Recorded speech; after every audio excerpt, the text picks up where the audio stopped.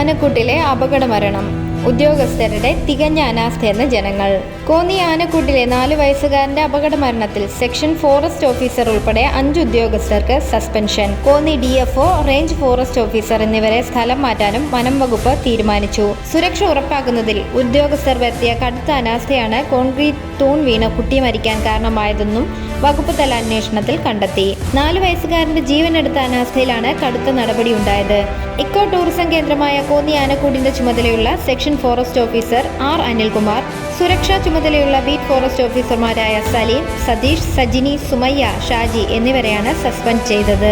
ദക്ഷിണ മേഖല chief forest conservator നടത്തിയ അന്വേഷണത്തിൽ ഗുരുതര വീഴ്ചയാണ് കണ്ടെത്തിയത്. കാലപ്പഴക്കം ചെന്ന കോൺക്രീറ്റ് തൂണുകളുടെ സുരക്ഷ ഉറപ്പാക്കിയിട്ടില്ല.